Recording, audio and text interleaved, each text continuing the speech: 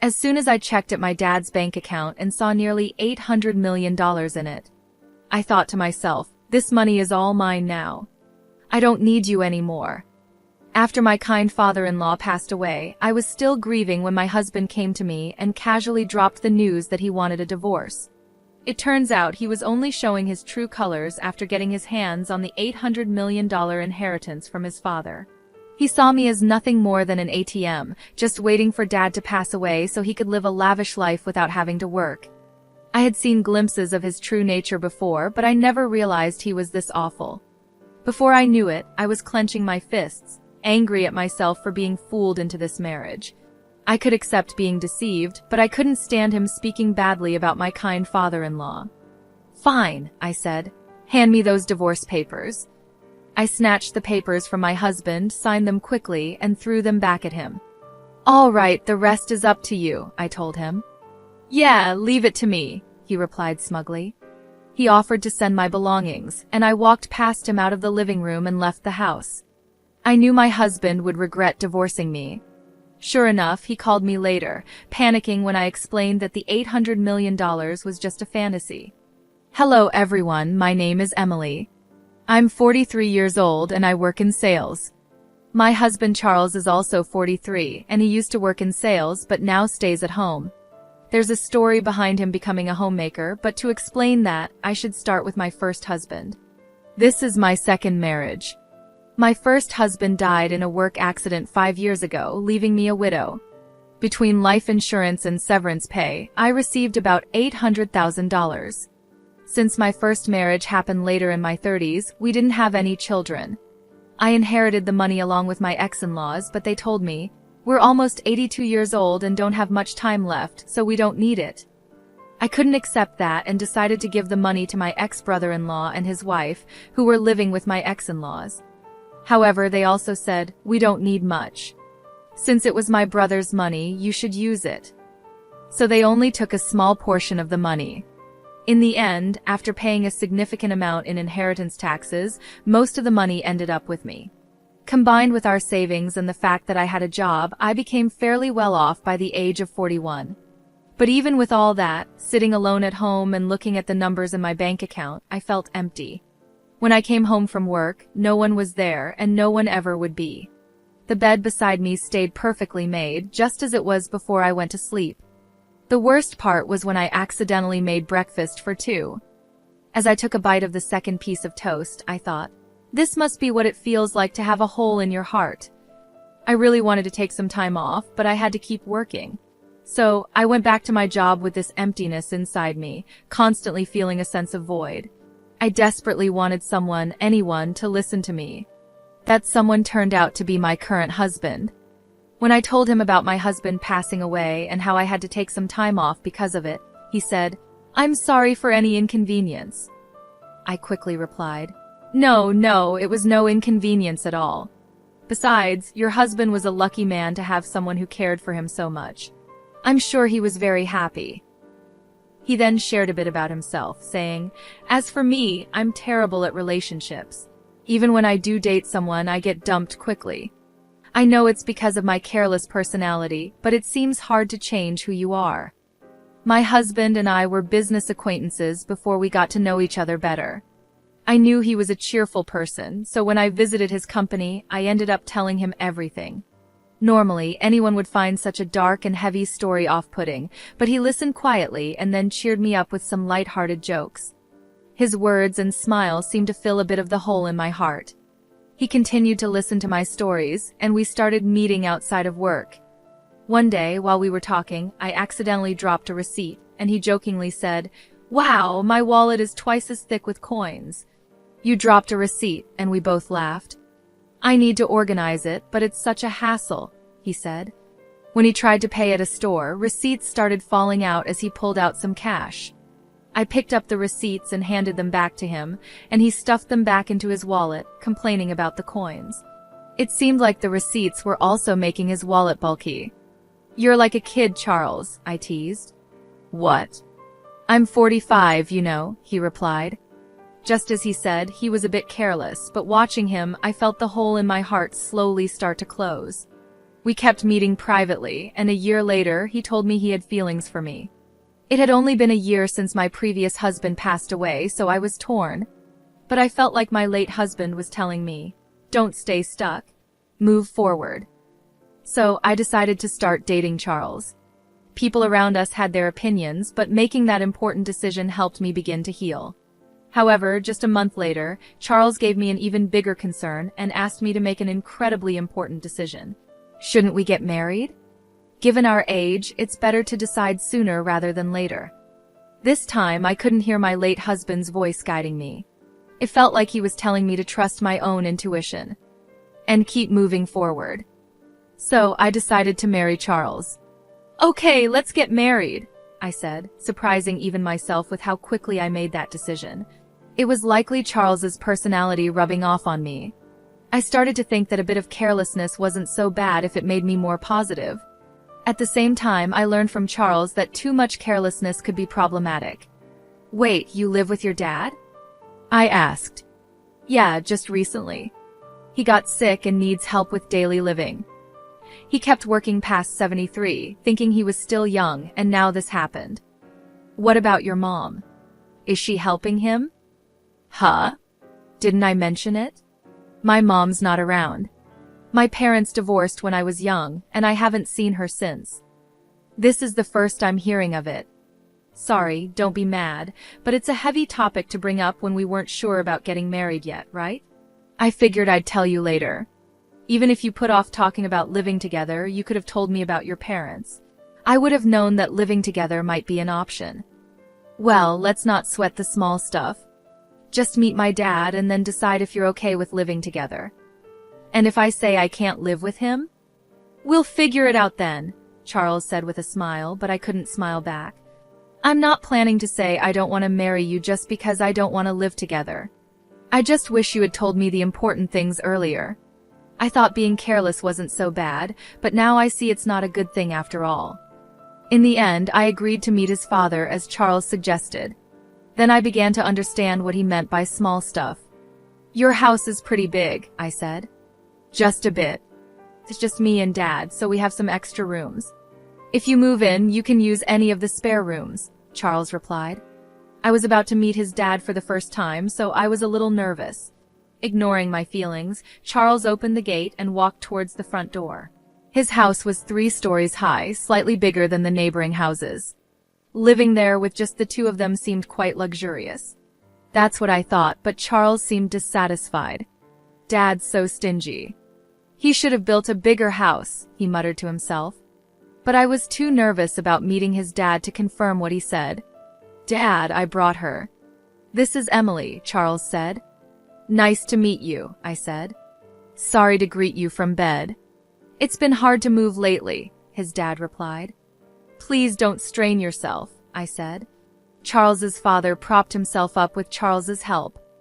He wasn't bedridden, and it seemed he could get up and walk slowly with a bit of help, so he could manage with some assistance. Despite his physical issues, his father seemed sharper than I expected. So, Emily, you're in sales for office equipment. With the move to paperless offices, selling the hardware must be getting tougher, right? His dad asked. Yes, industry-wide, equipment sales have been declining for about 11 years. So, everyone is focusing on new services or business expansion, I replied. Considering that the domestic market for the equipment is almost saturated, you need to look at countries where there's still demand for new services. IT integration might be the way to go. I think there's something called MPS, right? He said. I completely forgot I was talking to my future father-in-law. The conversation flowed so naturally into work talk that I switched to work mode. His father didn't push too hard on the marriage topic either. He was probably being considerate of my feelings.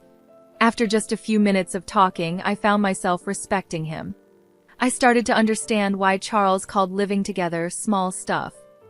He probably knew I wouldn't oppose living with his dad. About 30 minutes into our conversation, his father said, My back's starting to hurt. Sorry to cut this short, Emily, but I need to rest. Please take care of Charles. He's quite a chatterbox. Sure, I will, I replied. Was sure the right response? His father seemed to cut the conversation short to avoid burdening me. I wanted to talk more, but I didn't want to tire him out. Feeling a bit disappointed, I left with Charles. On the way back, Charles told me more about his dad. "Dad's a serial entrepreneur," Charles said. "A serial what?" I asked. "A serial entrepreneur. He starts companies, grows them, then sells them. He's done it multiple times," Charles explained. "You can just buy and sell companies like that?" I was surprised. "Well, yeah. Selling one company involves millions of dollars. Starting and growing a company also needs a lot of money, so the sale isn't all profit. But still, Dad's pretty well off. He just doesn't like to spend. He could build a mansion that would make jaws drop, but he doesn't," Charles said. "Don't you know much about his work?" I asked. "He doesn't talk much about work or money. He never hired me for his companies or taught me how to make money. Living at home is the only way he spoils me. If he's got so much money, he could spoil me a little more, don't you think?" Charles replied. "Your dad probably has his reasons," I said. It seemed his father was quite an impressive person. It made sense that Charles might feel overshadowed by him. Given how incredible his father is, Charles probably got compared to him a lot, so it's understandable that he'd have some complaints. "By the way, why did your mom leave? Your dad seems so kind." "It's hard to imagine their marriage not working out," I asked. "Mom spent a lot and wanted an easy life. After the divorce, people only came after Dad's money, so he decided never to marry again. He focused on work instead. With that much money, he could have spent a bit, don't you think?" Charles answered. "I don't believe in spending money just because you have it," I said. From what Charles told me, it seemed his mom relied on his father's money, so I couldn't agree with Charles on this point. But I think his words came from feeling inadequate compared to his father. Later, I talked with Charles about living with his father. His father currently relies on Charles for help and also gets assistance from a home helper when Charles is at work. I thought my husband and I would continue working while getting help from a home assistant to take care of my father-in-law. However, Charles surprised me with a different idea. "I want to quit my job and take care of Dad," Charles said. "What? Quit your job?"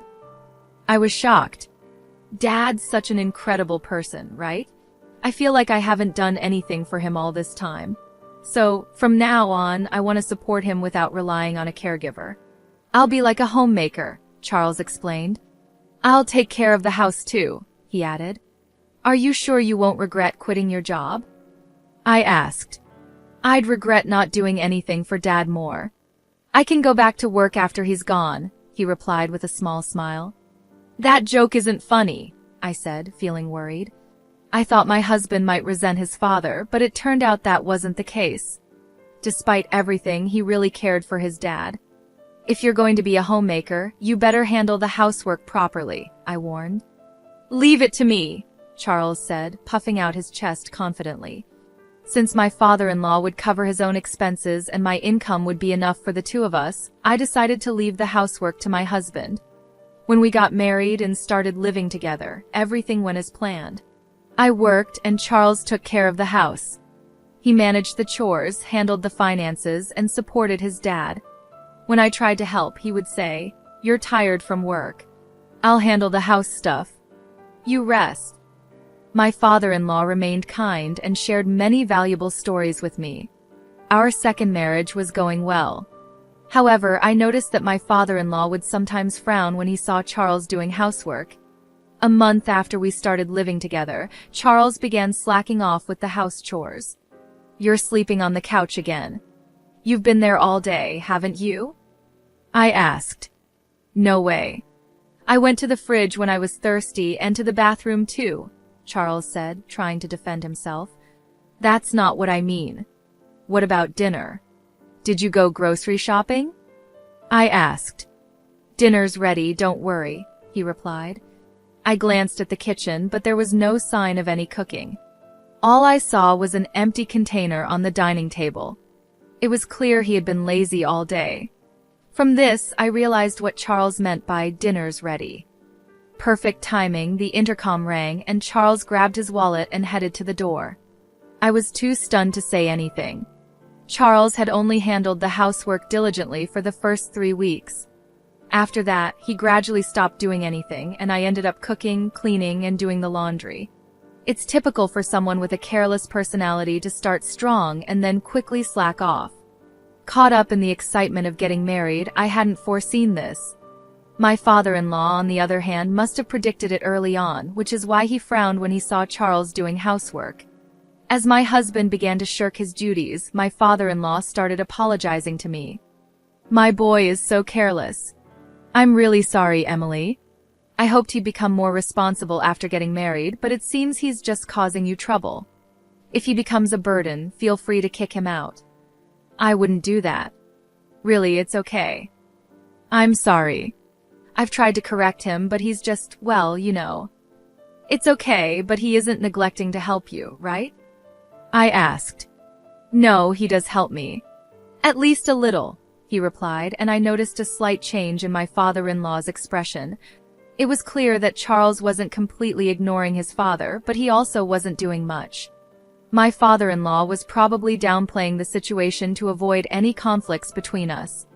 "I'm sorry," I said. "No, Emily, you don't need to apologize," my father-in-law replied. With just one word, "sorry," he seemed to understand what I was feeling. We both apologized, and there was a bit of awkwardness between us. To break the tension, my father-in-law quickly changed the subject with a brighter tone.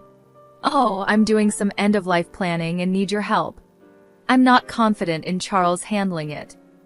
"End-of-life planning?" "It's not as negative as it sounds. I just want to avoid any trouble later." "Got it. If there's anything I can do, I'd be happy to help." Talking about Charles made us both cautious, so we ended up avoiding discussions about him and housework. It was an uncomfortable way of being considerate, but there were also thoughtful gestures that made me happy. "Is there anything inconvenient at home?" my father-in-law asked. "Not really, but the bathroom could use some fixing."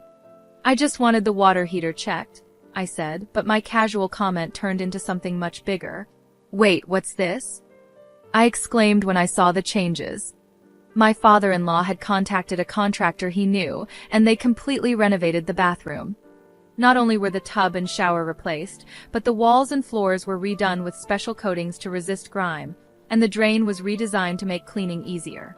They even installed a bath lift to help my father-in-law get in and out easily. "Now I can enjoy a nice clean bath, and it's easier for me to get in and out," he said.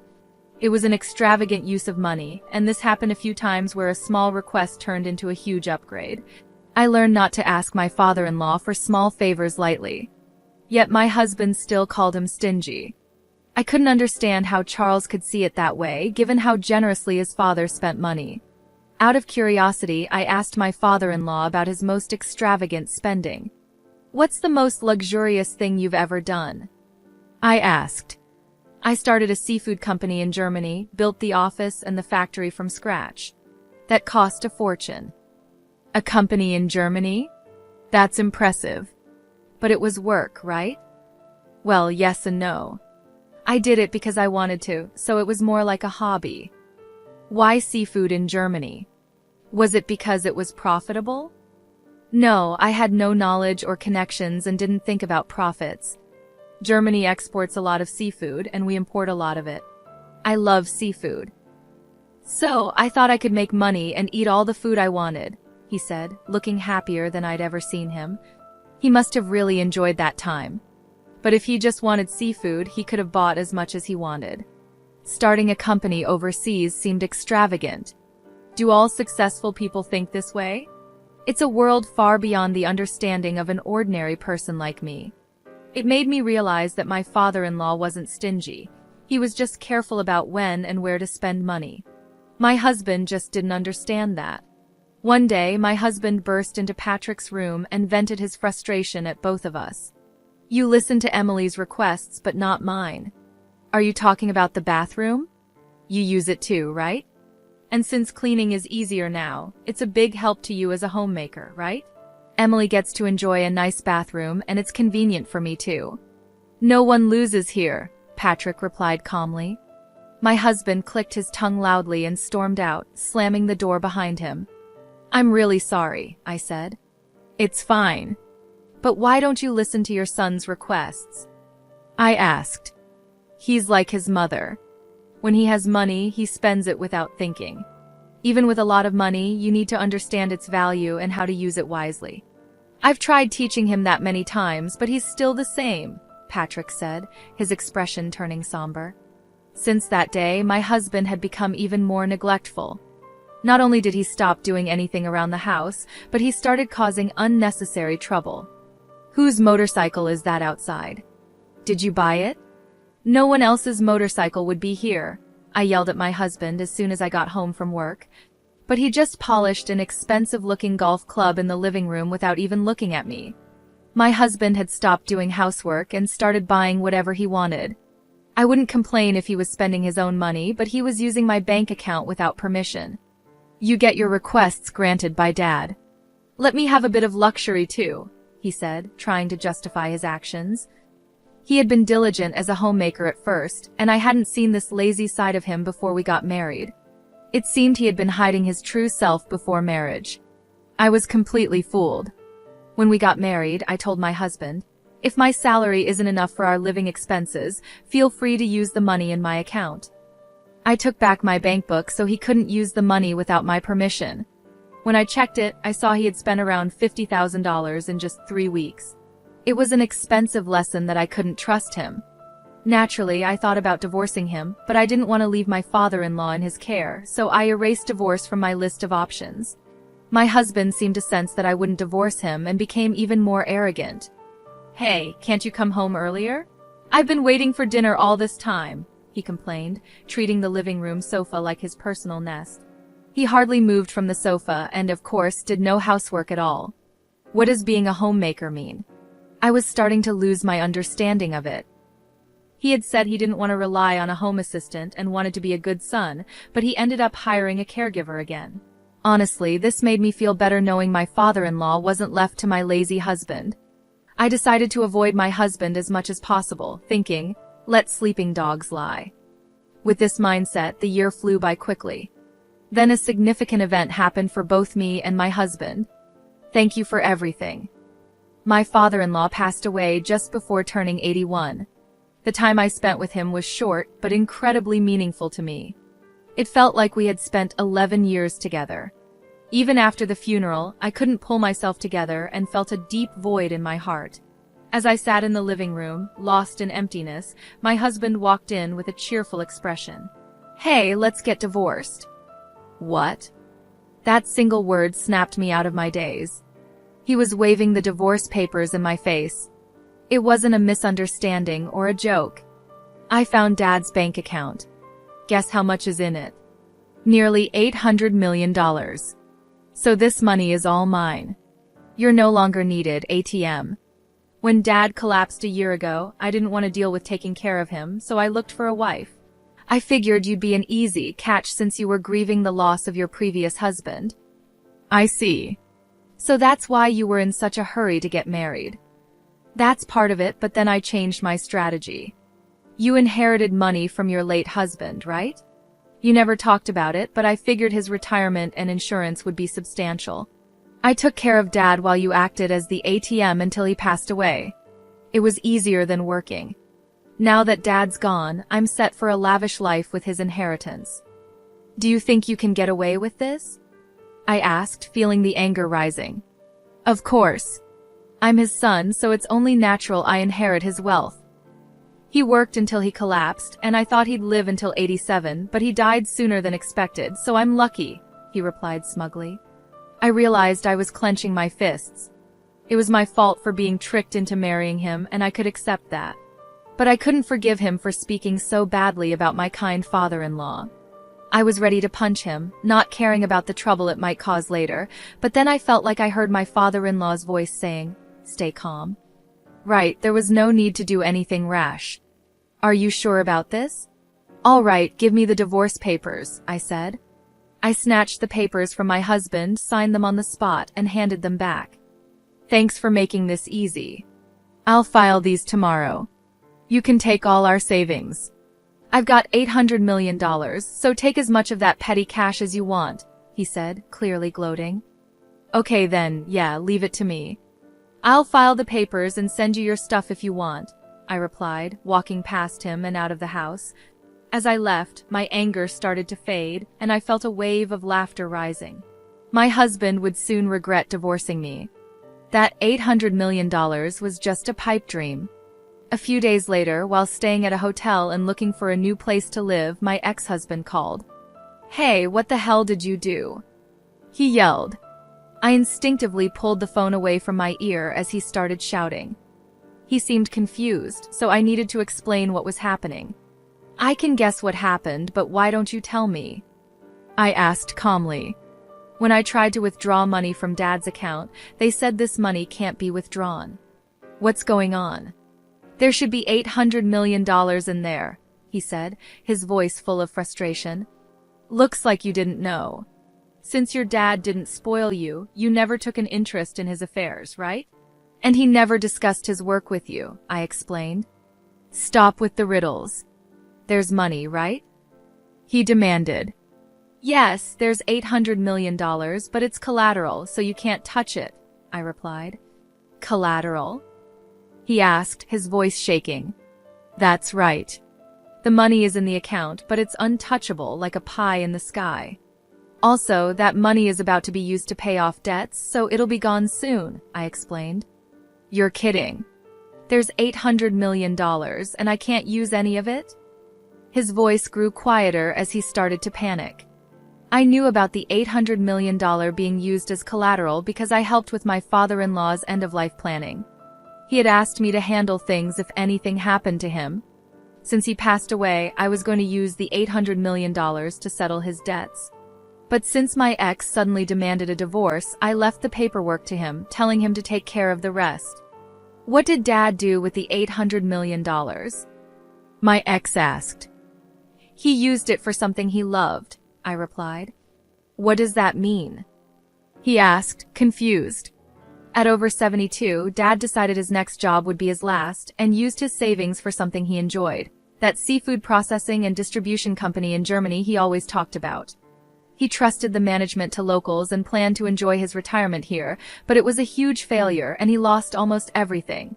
When he told me about it, he laughed, saying it was only natural since he did it without any real knowledge. He had no regrets about where he spent his money. To start that company, he borrowed $800 million using his savings as collateral, but it turned into debt. So he planned to repay it with another job. It seemed impossible, but he didn't think so. Even with the debt, he kept enough money for his retirement. In today's world where many struggle in retirement, it's impressive. However, while sorting out the Germany company, his health declined. When that happened, he renegotiated his repayment plan with the bank. Given his long history of high-value transactions, they trusted him. He told them, "If I can't work anymore, take the collateral." They agreed to a 2-year grace period, after which the debt would be paid off with the collateral if he couldn't work. That year is up, and it's time to settle the debt. "So this $800 million is debt repayment money and will soon be zero?" my ex asked, his voice filled with shock. "Exactly. Didn't you find another bank account? There should be one for living expenses." "Yeah, I found one with $80,000 in it. That's money you can use freely. It's your inheritance." $800 million turned into $80,000? Why didn't he prepare more for his retirement? My ex wondered, clearly surprised. I was surprised by the $80,000 too, but knowing him, he probably planned to add more if needed. He seemed capable of anything. "And it looks like you haven't checked the will yet." "Will? Dad told me he'd leave me about 20%, my ex said. "We're divorcing, so you could contest it as infringing on your rightful inheritance, but I'd like to honor his wishes." "I hope you'll agree to the 20%, I said, noticing he was breathing heavily. He thought he'd get $800 million, but the amount kept shrinking and now he was panicking. Why did he waste so much money? He could have bought anything with $800 million. My ex yelled, frustrated. Yelling at me won't change anything. He was happiest when he talked about that time, so he had no regrets. It was his money and he used it. He planned to repay the debt himself, so no one can complain. You just jumped to conclusions and got ahead of yourself, I replied. Why are you so panicked? I asked. The truth is, I thought I'd get $800 million, so I spent all my own money. My account is empty, he admitted. What? Seriously? I was shocked. My ex-husband had been spending money he didn't even have yet. Now that we were divorced, he couldn't rely on my savings anymore, and he was currently unemployed. I finally understood why he was so panicked. Still, you have a roof over your head and a house, so you can rebuild your life, right? I suggested. I am almost 54, unemployed, and have only a little savings. What's going to happen to me? Please help me, he pleaded. Me? You have savings and a job, don't you? Why should I help an ex-husband? You're suffering the consequences of your own actions, I said firmly. Please, let's pretend the divorce never happened, he begged. But I ignored his pleas and hung up the phone. Having a careless personality is definitely not a good thing. With that thought, I went back to looking at property listings. Surprisingly, my ex-husband did follow through with the will and gave me $40,000 for my father-in-law's inheritance. That made up for the money he had taken from me. He probably thought it was too much trouble to fuss over $40,000 after dealing with the $800 million situation. He also apparently started working in sales again, but he didn't seem to be taking it seriously. The shock of not getting the $800 million affected his motivation, leading to frequent mistakes. After a month of struggling under the scolding of younger supervisors, he saw his paycheck and lost motivation, comparing it to the $800 million he missed out on. He quit after just a month and is now a part-time worker, barely making enough to get by. With that, his savings of $800,000 won't increase. In fact, it'll probably decrease. I wonder if he's thinking about his retirement. Well, whatever trouble he gets into now is not my concern. There's no ATM for him anymore, he'll have to work hard. I rented a small condo and started living on my own. I put the $40,000 from my father-in-law into my bank account. I consider it a kind of talisman, so I don't plan on spending it. Seeing it in the account feels like I'm carrying a bit of my father-in-law's work spirit with me, which motivates me.